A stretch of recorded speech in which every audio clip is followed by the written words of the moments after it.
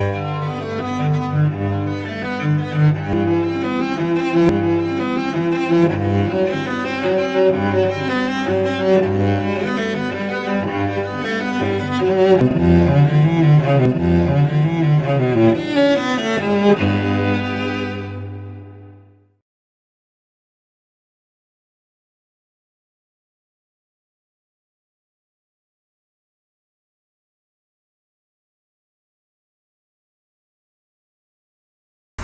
we're outside the Manukau District Court, Family Court.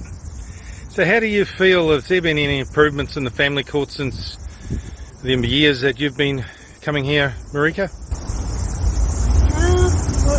The only improvement is that it's got worse. Yeah. And how do you feel about when they support the criminal activities of Oranga Tamariki? I feel that those that comply and support are those that also commit the crime. So judges, lawyers, whoever actually goes along with this, they are an accessory to crime, so they are also guilty and should be held accountable.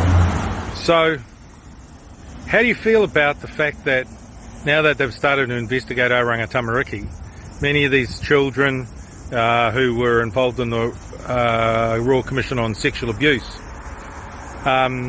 were put into those state and faith-based agencies by the judiciary?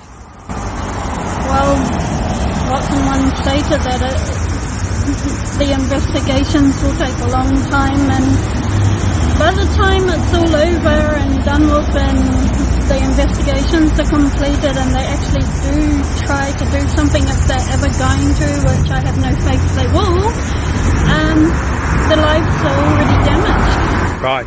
So taking away children, would you classify that as one of the most heinous crimes for a good parent? I would deem it as inhumane torture. Right. So how should we go about holding these judges who are breaching our civil rights to account? What's wrong with citizens' arrest? Can you please tell me, Moreka, your experience with the law firm Friendship Chambers? I haven't had a positive experience from here. Basically, they never did their job.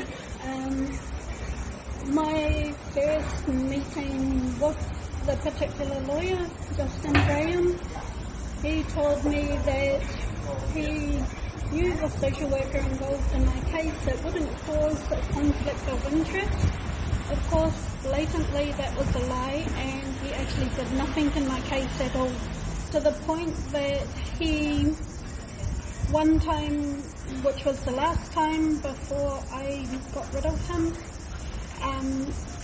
we turned up to court and he took me into the room to discuss the court, and he apologised that he had totally forgotten about one of the affidavits that was served by SIFs, now known as OT, and that it was too late for me to put in a response to the courts for it because court was already due that day and I would no longer be able to put a response in.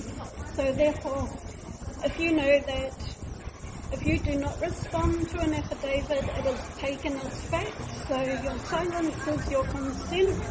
If you haven't responded, whatever accusations they have put in an affidavit, it is deemed as the truth because you haven't denied it. Were you on legal aid? Yes, I was on legal aid. And how many children did you lose from this experience? 5 children.